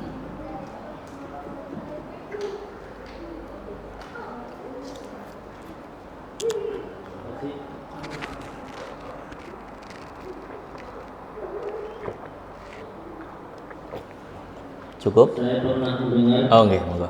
Ini Ustaz. Tapi kalau tadi kan sunahnya rutop atau kamar ya. Terus ada kata-kata lain itu yang penting manis gitu. Jadi kalaupun nggak ada cuma, kalaupun jadilah. Nah, apakah itu benar atau tidak? Masya Allah, berbuka dengan yang manis-manis biasanya gitu ya. Terus ini tadi Ustaz sudah menyinggung bahwasanya pahala orang yang memberi buka itu sama dengan orang yang berpuasa tanpa mengurangi sedikit pun pahala yang sedang berpuasa.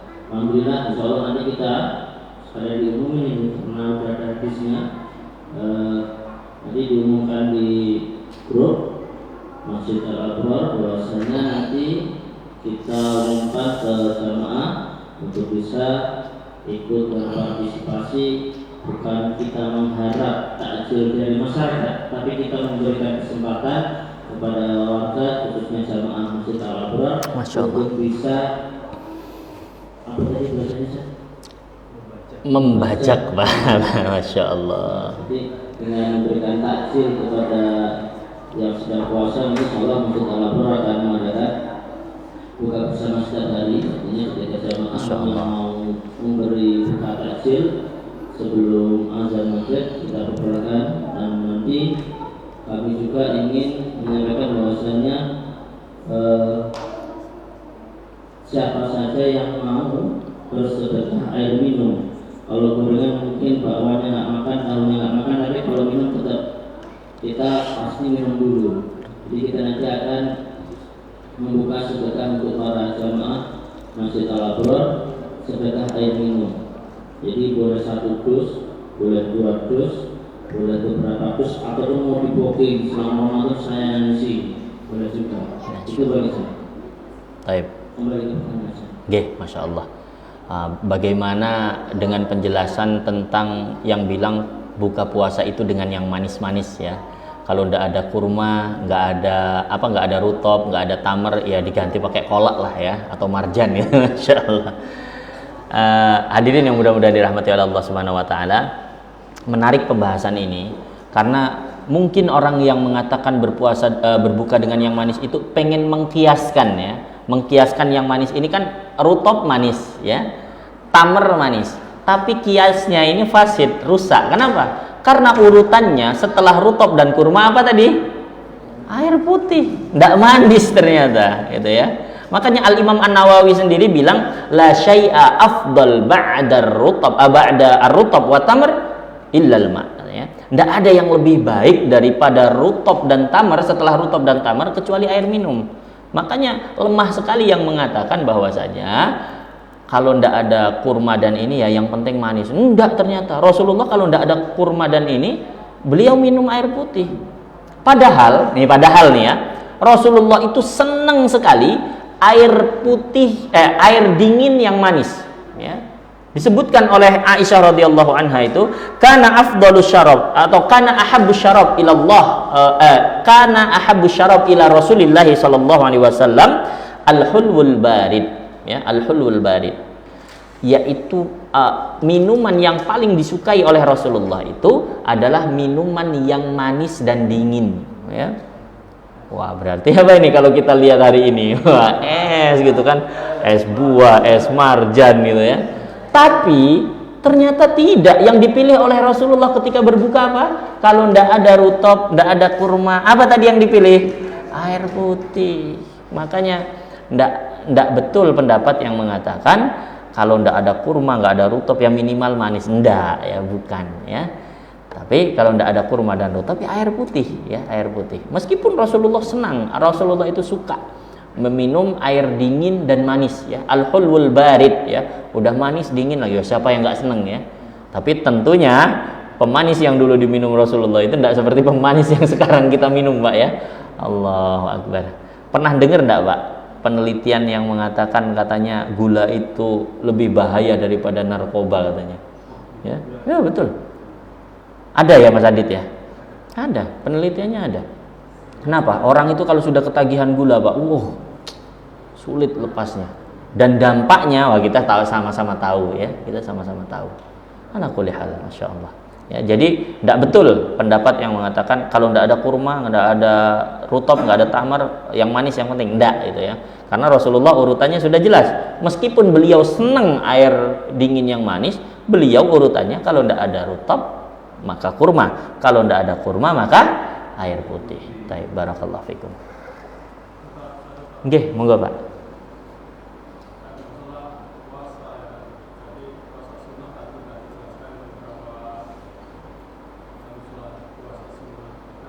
Ada puasa yang sering dijalani, tapi nggak tahu itu sunnah atau bukan.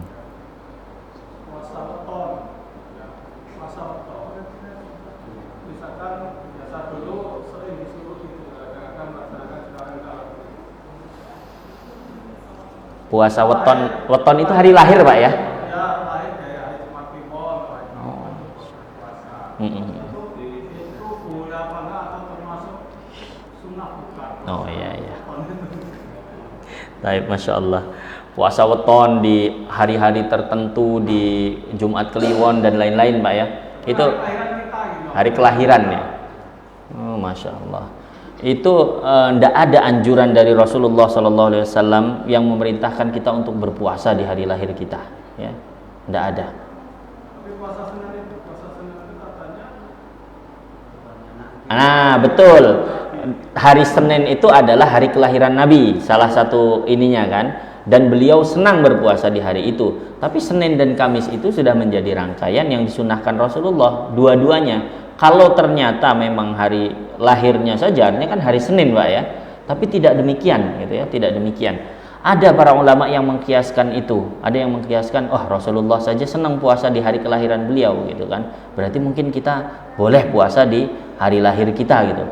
Pas kebetulan lahirnya hari Jumat, waduh agak repot Pak gitu ya, karena hari Jumat sendiri sebetulnya tidak dianjurkan berpuasa ya. Bahkan di Sya'ban sendiri, kalaupun ada hari yang dipilih untuk berbuka, ya sebaiknya dipilih adalah hari Jumat. Kenapa? Karena hari Jumat itu adalah Aid ya, hari raya untuk orang muslim gitu ya. Makanya dianjurkannya berbuka di hari Jumat, meskipun tidak ada larangan haram berpuasa di hari Jumat, tidak ada ya. Makanya tidak ada dalil yang mengkhususkan puasa di hari kelahiran. Ustadz, saya pengen puasa, banyak puasanya pilihannya tadi kan, yang artinya kalaupun kita mau berbicara kias dengan dalil mungkin yang tidak terlalu kuat, mungkin ada kalau kita mau cari itu. Tapi kalau kita mau pilih, kalau sudah ada jalan keluarnya, makanya saya selalu bilang, kalau ada khilaf di sana, maka yang paling baik adalah kita keluar dari khilaf tersebut. Kalau ada perbedaan pendapat, ada yang mengatakan boleh, ada yang mengatakan tidak, ya sudah, saya tidak melakukan, aman. Mau ternyata pendapat yang betul itu boleh atau tidak, atau saya tidak melakukan kok gitu. Saya milih justru yang memang dalilnya jelas. Dalilnya jelas itu kan ada puasa Ayyamul Bid. Kalau yang Senin Kamis terlalu banyak Ustaz, 8 hari berarti sebulan, saya pengen yang lebih dikit, ada Ayyamul Bid kan, tanggal 13, 14, 15 setiap bulan. Nah itu sahih dalilnya. Kemudian saya udah lumayan kuat, pengen nambah, bisa puasa Senin Kamis. Saya lebih pengen banyak lagi, bisa puasa Daud ya, atau puasa sunnah tatawu yang lain ya, boleh saja. Yang penting adalah gini Pak, kalau mau puasa kalau mau puasa itu kita boleh, yang pertama disandarkan dengan dalil yang memang dicontohkan oleh Rasulullah SAW, atau secara umum perintah Rasulullah itu adalah anjuran kepada kita untuk berpuasa. Boleh saja kita memperbanyak puasa, boleh. Yang tidak boleh adalah meyakini sesuatu itu ada keutamaannya padahal tidak. Makanya tadi Kayak doa tadi Allahumma lakasum tuh boleh enggak? Boleh, Masya Allah. Yang enggak boleh itu meyakini, oh nanti kalau doa kayak gini, nanti keutamaannya ini itu gitu ya. Nah itu yang enggak boleh. Jadi untuk meyakini sesuatu hal itu harus ada dalilnya gitu ya. Untuk meyakini sesuatu itu disandarkan kepada Rasulullah apalagi itu harus ada dalilnya. Karena kalau kita meyakini sesuatu, apalagi menyebarkan keyakinan itu dan disandarkan pada Rasulullah padahal bukan, nah itu bahaya. Kayak kemarin kita bahas tentang hadis-hadis Sya'ban, hadis-hadis Rajab, ya, itu kan banyak yang nge-share di WhatsApp itu yang hadis-hadis palsu bahkan, gitu kan? Ternyata hadisnya palsu, kita udah percaya aja kita sebar ke lain. Nah itu kita bisa, naudzubillah, termasuk man kadzdzaba alayya muta'ammidan. Barang siapa yang berbohong atas namaku dengan sengaja, kata Rasulullah, nanti disiapkan tempat duduknya di neraka. Naudzubillah. Nah kalau puasa tadi, kalau kita meyakini itu ada anjurannya dari Rasulullah, itu tidak boleh, ya, itu tidak boleh karena memang tidak ada.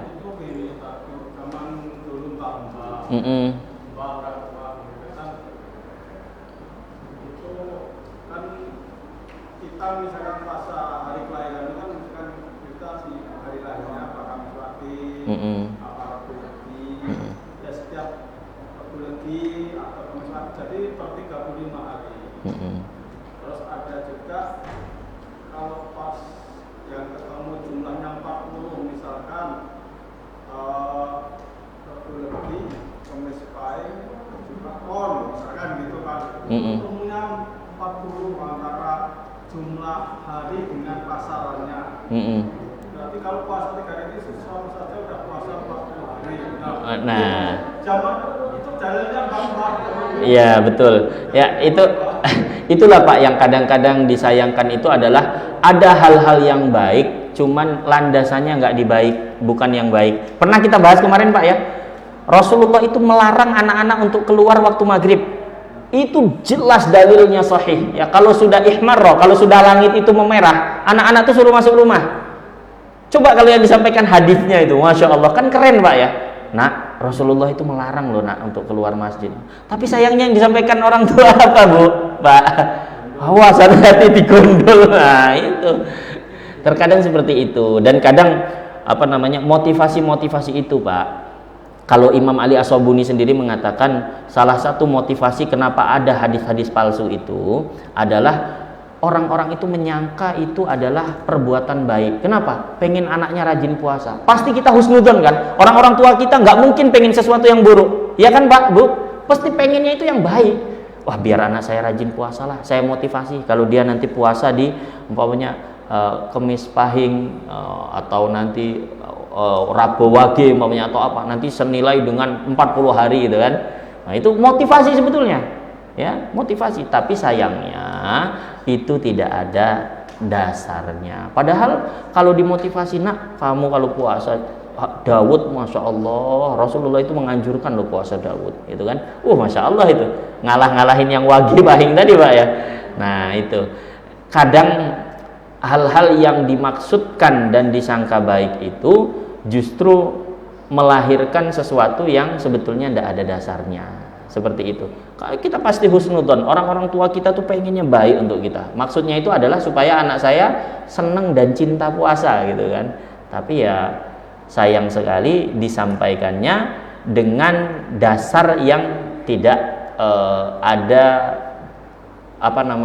silsilahnya pada Rasulullah Shallallahu Alaihi Wasallam. Itu Pak, Masya Allah ya.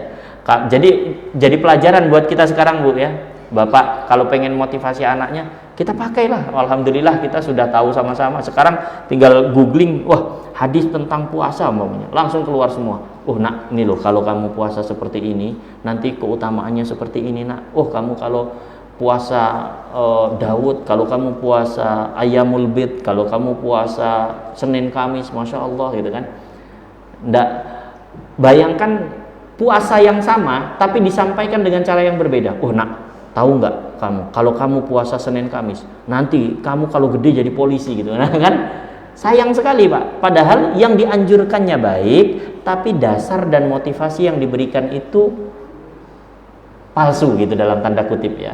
Tidak ada dasarnya gitu, tidak ada dasarnya ya. Mudah-mudahan bisa dipahami ya Pak Jadi jadi pelajaran lah buat kita. Jadi pelajaran buat kita bahwasanya banyak sekali pedoman-pedoman yang diberikan Rasulullah itu yang bisa kita jadikan motivasi untuk anak kita, atau kita jadikan pemecut untuk nakuti juga boleh. Rasulullah bilang, nak, kalau sudah sore, langit itu sudah merah, harus masuk rumah, karena setan itu di situ dia lagi kuat-kuatnya gitu kan. Nah, itu bisa. Tapi sayangnya malah dipengkolin gitu ya. Wah, nanti ada wewe gombel, ada genderuwo, ada apa lagi itu. Masya Allah, ada kunti, ada ya. Itu sayang sekali. Padahal maksud yang sama, tujuan yang sama, tapi caranya yang berbeda. Nah, kita harus mulai memperbaiki cara-cara ini. Mungkin kita husnudzon, sehusnudzon-husnudzonnya. Kita pasti berbaik sangka pada orang tua kita, pengennya baik. Hanya saja kemungkinan yang kurang tepat adalah alasan yang diberikan. Ya, mudah-mudahan bisa dipahami nggih, Pak. Barakallahu fikum. Nggih, Pak, monggo, Pak. Oh ya.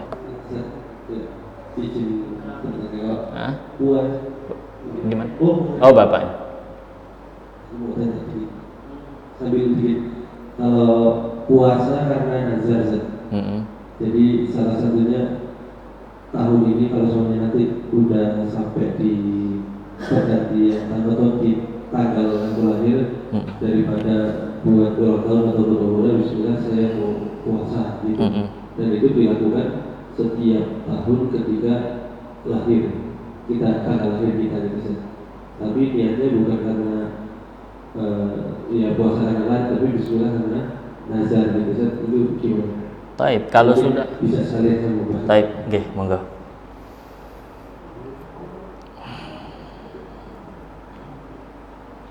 Assalamualaikum warahmatullahi wabarakatuh. Waalaikumsalam warahmatullahi wabarakatuh.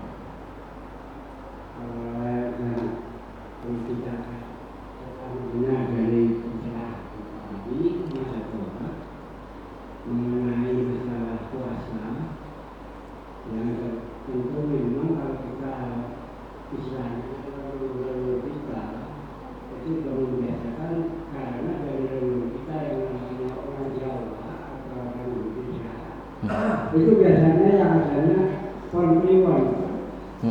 Kalau ada yang ngobrol, kalau di atas sana nggak ada konflikon, karena budaya Pak ya. Iya, iya. Di samping itu artinya kalau kita menazar, misalkan nazarnya itu misalkan kita hari kelahiran, ya, misalkan Pak ini tadi hari kelahiran, saya kayaknya lahir 1 bulan misalkan, 2 bulan misalkan, saya peringati, artinya saya nazar untuk berpuasa setiap bulan itu. Nah, itu kan amanat Islam rasanya nggak ada. Tapi kalau kebiasaan, karena kebiasaan yang baik perlu kita tiru, perlu kita orang-orang tua kita dulu menunjukkan jangan makan di pintu. Ya, jangan makan di pintu. Betul. Kalau makan di pintu nanti kalau yang biasa tidak elok. Dan tidak elok itu apa? Ada pandangan-pandangannya. Artinya kalau sekarang kalau di kan jangan makan di pintu, karena kalau orang lewat atau tamu atau apa kesana kan itu dimakan. Betul. Iya, iya betul. Gitu, tapi nggak elok, namanya nggak elok itu dikatakan larangan termasuk kan. Yang kedua ini Pak, setiap kita bulan Ramadan puasa selama 30 hari. Biasanya yang kita tunggu itu hari ke-10 itu yang namanya Lailatul Qadar. Ya. Nah, Lailatul Qadar itu hanya kita dengar, tapi bagaimana bentuknya dalam arti dirasa atau gambaran apa, yang kita belum tahu. Jika jam 12 malam atau jam 12 kita tanda-tandanya seperti apa Pak? Jazakumullah khairan. Masya Allah. Tadi Mas Adit tentang nadar ya, nadar tentang puasa di hari kelahiran. Nah, kalau sudah nadar ini kan sudah ilzam tadi ya, sudah sesuatu yang tidak wajib kemudian menjadi wajib gitu ya. Bahkan bukan hukumnya bukan apa-apa lagi langsung jadi wajib. Selama tidak bertentangan dengan syariat, maka boleh saja nazar ya. Dan sebenarnya kalau beberapa ulama sendiri menganggap nazar ini dalam tanda kutip kurang baik. Kenapa? Karena nazar ini seolah-olah mensyaratkan pengen ibadah aja kok ngasih syarat ke Allah gitu. Maknanya kan seperti itu Pak ya. Kalau saya lulus saya mau puasa. Puasa aja kok harus lulus dulu gitu kan. Mau nyembah Allah kok harus ada syaratnya gitu ya. Beberapa ulama menyebutkan seperti itu. Tapi ala kulli hal, nazar itu boleh ketika yang dinazarkan itu tidak bertentangan dengan syariat. Tapi kalau nazar itu bertentangan dengan syariat, tidak boleh dilaksanakan. Ya, haram hukumnya. Contohnya, saya kalau saya punya anak, ini anaknya sudah 6 perempuan semua pokoknya. Kalau saya punya anak laki-laki 1, saya pokoknya nanti anak laki-laki ini saya tak colongkan motor pokoknya. Nah, ini nggak bisa ya. Itu meskipun nazar nggak bisa dilaksanakan. Kenapa? Karena bertentangan dengan syariat ya. Atau kalau seperti ini saya akan minum khamar pokoknya, naudzubillah. Itu juga nggak boleh. Itu nazar yang diharamkan karena nadarnya adalah melakukan sesuatu yang diharamkan oleh syariat. Sedangkan puasa di hari apapun itu termasuk di hari kelahiran, ya boleh saja. Yang tidak boleh itu mengkhususkan hari kelahiran dengan meyakini keutamaan tertentu ya. Nah, kemudian tadi yang disampaikan oleh Mbah tadi Masya Allah betul. Adat itu di dalam Islam, di dalam qawaid sendiri disebutkan al-adatu muhakkamatun. Adat itu bisa menjadi hukum dalam syariat. Kapan? Selama adat itu tidak bertentangan dengan syariat. Kalau kata orang-orang Padang ya Pak, Padang itu apa mereka bilangnya tuh? Adat basandi apa itu ya? Adat basandi syarak, syarak basandi kitabullah gitu ya. Jadi adat itu dia itu diatur dengan syariat dan syariat itu diatur dengan kitabullah, dengan kitab-kitab Allah, dengan Al-Quran ya. Nah, jadi adat itu selama dia tidak bertentangan dengan syariat, dia bahkan menjadi hukum ya. Dia bahkan menjadi hukum. Al-adatu muhakkamatun. Nah, sebetulnya tadi yang disampaikan Mbah tadi Masya Allah, larangan untuk duduk di pintu, makan di pintu, ya betul, mengganggu sekali gitu kan. Hanya saja ora elok. Kalau dibatas ora elok itu betul sekali ya. Ndak elok, ndak bagus memang. Nah, cuman kadang mungkin yang pertama kali mengucapkan ya bagus seperti itu. Kadang ada bumbunya Mbah. Bumbu setelahnya itu. Wah, nanti begini, nanti begitu. Nah, itu dia. Kadang-kadang bumbunya itu Masya Allah. Tapi lagi-lagi kita ucapkan, kita husnudzon sekali, kita berbaik sangka bahwasanya yang dimaksudkan oleh para orang tua kita, sesepuh kita itu adalah hal yang baik ya, hal yang baik. Allahu a'lam. Kemudian tadi tentang Lailatul Qadar. Hadis sahih tentang Lailatul Qadar itu yang cukup sebetulnya membuat kita nelongso itu adalah ciri-ciri Lailatul Qadar itu disebutkan ketika pagi harinya, Pak. Ketika pagi harinya. Artinya Lailatul Qadarnya sudah lewat, ya. Itu yang harus kita makanya dalam beberapa hadis Rasulullah itu mengejar Lailatul Qadar bukan cuma 10 hari terakhir, tapi dari awal Ramadan terkadang, ya. Ada yang menyebutkan lagi 20 hari terakhir, ya. Sampai pada akhirnya di 10 hari terakhir. Nanti diperes lagi yang 10 hari terakhir ini di hari-hari ganjilnya. Masya Allah ya. Jadi salah satunya yang ingin mengejar sebetulnya di hari ganjil 10 hari terakhir itu salah satu salah satu kisi-kisi, salah satu ciri yang diberikan Rasulullah adalah kalau kamu pengen ngejar Lailatul Qadar ya fil asril awakhir fi autar ya, di witir, di malam ganjil 10 hari terakhir itu kesempatan besar untuk mengejarnya ya. Kalau kita mau bicara tentang pagi harinya cerah begini begitu, wah itu udah lewat berarti malam Lailatul Qadarnya ya, itu sudah lewat. Dan setiap orang pasti mendapatkan Lailatul Qadar, pasti ya. Masalahnya adalah ketika dia mendapatkan Lailatul Qadar itu dia sedang apa? Itu dia yang jadi masalah. Ya. Karena setiap orang yang masih hidup sampai akhir Ramadan ya pasti dapat Lailatul Qadar. Saya dapat Lailatul Qadar. Wah, cuman saya pas dapat pas lagi tidur semalaman. Nah, ini lain lagi ya.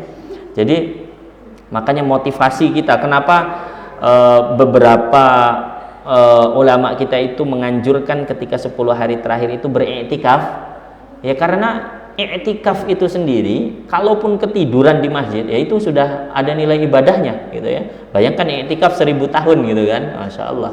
Tapi meskipun bukan itu harapan kita, wah yang penting di masjid lah meskipun tidur, enggak juga ya. Tentu kita ingin yang terbaik. Maka sebetulnya kalau kita ingin mengejar sekali, maka di 10 hari terakhir. Di 10 hari terakhir kalau bisa di antara para asatid kami, ustadz kami, ada yang beliau itu setiap 10 hari terakhir handphonenya dimatikan, tidak pulang ke rumah, di masjid 24 jam kali 10 hari itu di masjid. Ya, kenapa? Karena pengen mengejar itu. Ya, kalau tidak kuat, waduh, ya, tidak bisa kalau 10 hari full. Gitu. Pilih yang ganjilnya. Ya, pilih yang ganjilnya.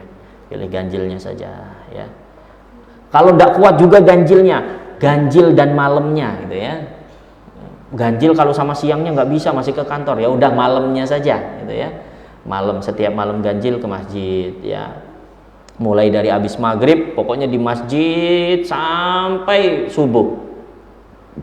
Setelah subuh baru pulang. Nanti malam ganjil lagi seperti itu lagi. Kalau tidak kuat lagi gimana?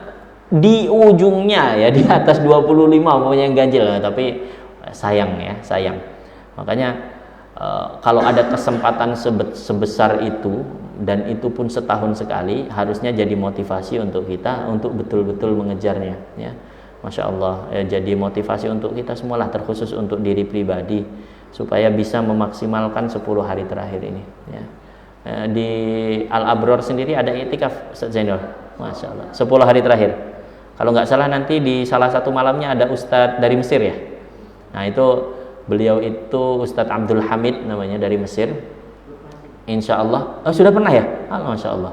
Nanti insya Allah akan menemani satu malam ya iktikaf di sini. Karena yang beliau 10 hari di Lampung, tapi yang 3 hari udah saya keep ya, antum tidak boleh kemana-mana Ustadz, di Darul Fatah 3 hari. Kalau yang sisanya monggo lah, masih boleh ke masjid-masjid yang lain saya bilang. Nah 3 hari itu di Darul Fatah, kemudian nanti di hari-hari selanjutnya beliau keliling di beberapa masjid. Nah beliau ini salah satunya punya kebiasaan seperti itu Pak. Ramadan beliau nggak mau di rumah. Kenapa? Kayak kalau di rumah ya kita tahu sendiri masing-masing Pak ya, kalau di rumah Masya Allah. Nah, beliau Ramadan itu udah pergi aja, pokoknya saya harus di masjid pokoknya selama Ramadan itu. Gitu. Biasanya beliau ngimam tarawih malamnya, kemudian nanti subuhnya kajian, terus pokoknya diisi seperti itu. Bahkan nanti insya Allah di Darul Fatah kita mau ada bengkel Al-Fatihah namanya. Kami pengen Al-Fatihahnya diperbaiki, takutnya masih ada yang salah-salah, karena kebetulan ada beliau yang beliau itu sudah hafal Quran sejak usia berapa belas tahun ya beliau itu. Saya pernah menemani beliau, menerjemahkan beliau ketika mengisi kajian. Beliau cerita itu beliau usia belasan tahun itu sudah hafal Quran. Padahal beliau itu di Mesir pemain bola Pak, pemain bola dan jago, punya klub bola, bukan punya, beliau itu masuk klub bola. Tapi ya itu ketahuan bapaknya ya namanya orang Mesir kan keras Pak. Udah pokoknya disuruh tidur dengan apa namanya himar itu keledai ya, sampai ibunya nangis akhirnya baru dibolehkan masuk sama bapaknya, karena ketahuan kenapa jam ngaji dia main bola. Karena itu final Pak, dan dia termasuk apa namanya strikernya kan, penting gitu. Tapi ya Masya Allah, beliau akhirnya alhamdulillah, beliau bilang saya tidak menyalahkan bapak saya keras, karena kayaknya kalau orang-orang kayak saya ini nggak dikerasin ya memang nggak jadi gitu. Jadi kadang-kadang memang perlu gitu. Masya Allah, itu motivasi dari beliau itu, kalau motivasi anak-anak menghafal Quran luar biasa. Nah nanti saya mengajak pada diri pribadi dan juga jamaah sekalian, kita maksimalkan 10 hari terakhir di bulan Ramadan itu.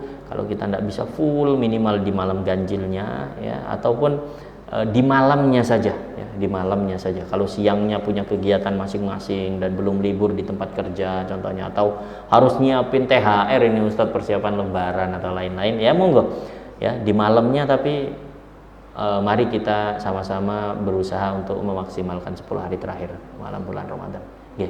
Mungkin demikian Pak ya. Barakallahu fikum. Nggih, monggo. Waalaikumsalam warahmatullahi wabarakatuh. Dalam berpuasa kan sering terjadi kebiasaan tidur atau setelah sahur biasaan atau siang hari. Nah, di saat itu kita mimpi basah atau mimpi jiwa. Nah, kondisi kita lagi berpuasa kan berarti kita harus mandi wajib itu Ustaz. Sedangkan kalau mandi wajib itu meratakan air seluruh sela-sela lubang dan itu berlawanan membatalkan puasa. Gimana itu solusinya Ustaz? Masya Allah. Taib.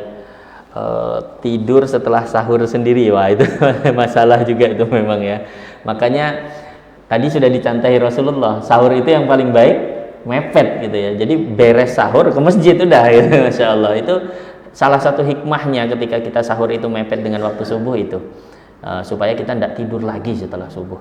Karena di dalam Madarijus Salikin sendiri disebutkan bahwasanya minal makruh, karena yang termasuk dibenci itu adalah an-naum ba'da salatil fajri ila tulu'i syams, tidur setelah fajar sampai terbitnya matahari itu dibenci. Kenapa?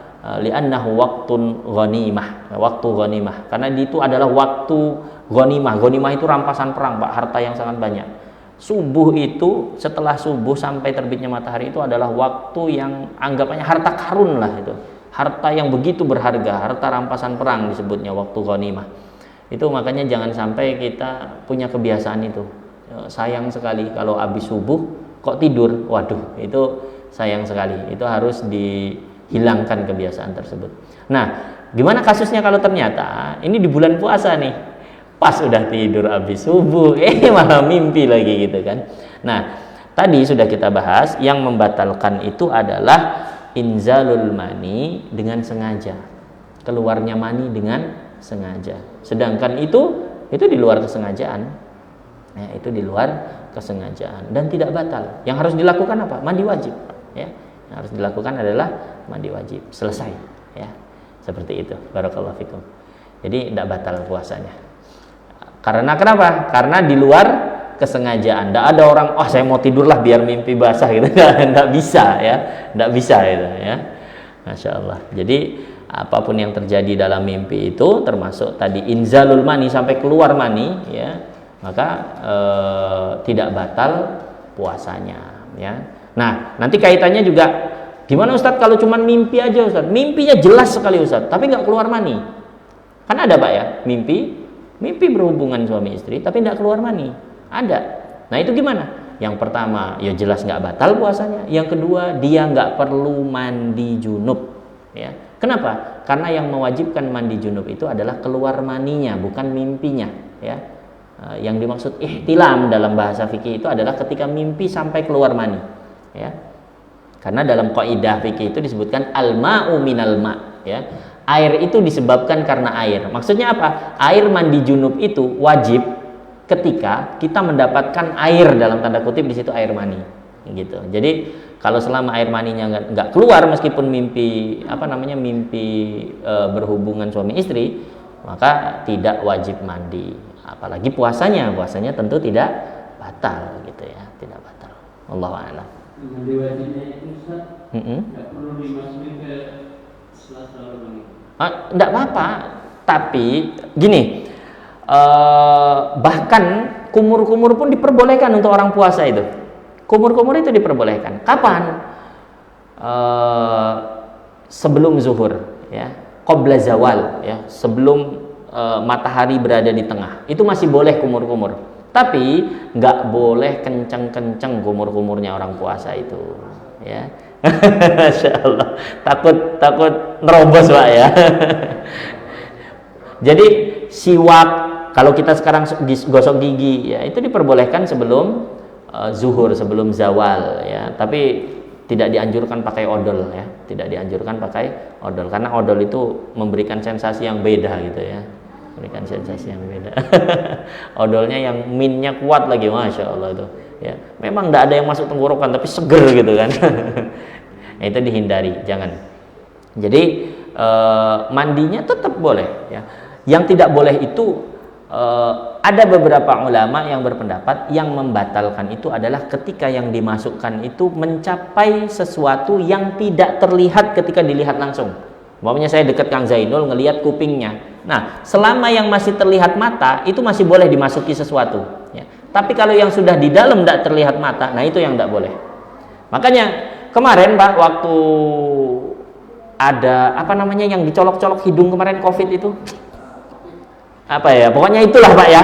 Nah itu swab ya, swab. Nah ya, itu ulama itu beda pendapat itu, karena itu kan dalam sekali Pak ya. Saya pernah ngerasain itu sampai bekasnya itu, rasa nggak enaknya itu kerasa banget. Itu dalam. Wah itu mah udah masuk ke bagian-bagian yang enggak ini lagi. Nah tapi beberapa ulama berbeda pendapat, karena kondisi ini kondisi yang diharuskan lah, kondisi ya mungkin ada apa namanya, ada keringanan di situ. Tapi batasannya biasanya para ulama fikih membatasi adalah batas yang bisa dilihat oleh mata itu masih boleh dimasuki oleh sesuatu. Termasuk kita cuci di sini, ini boleh saja gitu ya, boleh cuci. Kemudian yang lain juga boleh masih. Yang tidak boleh adalah ketika melewati sesuatu yang tidak bisa dilihat langsung dengan mata ketika berhadapan gitu ya. Di sini dibersihkan tapi tidak boleh. Istinsak saja boleh. Istinsak, istinsar ya, memasukkan air ke hidung, mengeluarkannya itu boleh. Tapi yang nggak boleh adalah mubalaghah, berlebihan. Ya, kumur-kumurnya, wow dikenceng-kencengin. Istinsaknya gitu sampai ada yang masuk ke sini asin-asin. Biasanya itu Pak ya. Kalau yang biasa istinsak biasanya seret gitu. Pas kesedot ada yang masuk, kerasa itu Pak, asin gitu ya. Karena airnya sudah bercampur dengan yang lain. Biasanya kerasa itu. Nah, itu udah nggak bisa kalau sudah mubalaghah. Jadi istinsar, madmadah ya, apa namanya, masukkan air ke hidung, kumur-kumur untuk orang puasa masih dibolehkan sebelum zawal ya, termasuk siwak. Tapi tidak boleh mubalaghah, nggak boleh keterlaluan, nggak boleh berlebihan gitu ya. Gitu. Jadi tetap boleh untuk membersihkan, atau karena kan syarat untuk mandi wajib itu adalah imrarul ma' ala jami'il jasad, ala sairil jasad ya. Mengalirkan air, menggerujukkan air lah dalam tanda kutip ke seluruh tubuh, ke seluruh bagian tubuh ya, yaitu bagian tubuh yang bisa terlihat ketika kita berhadapan secara langsung gitu. Baik, mudah-mudahan bisa dipahami ya Pak. Barakallahu fikum. Baik, hadirin sekalian yang mudah-mudahan dirahmati oleh Allah Subhanahu wa taala. Masya Allah sudah hampir jam 10. Barakallahu fikum. Mudah-mudahan duduknya kita di sini, niat kita ta'allum, niat kita belajar dicatat oleh Allah sebagai bentuk ketaatan padanya. Amin ya rabbal alamin. Aqulu qouli hadza wa astaghfirullah li wa lakum. Kita tutup dengan istighfar 3 kali, dilanjutkan doa kafaratul majlis. Astaghfirullahal azim, astaghfirullahal azim, astaghfirullahal azim. Subhanakallahumma wa bihamdika asyhadu an la ilaha illa anta astaghfiruka wa atubu ilaik. Assalamualaikum warahmatullahi wabarakatuh.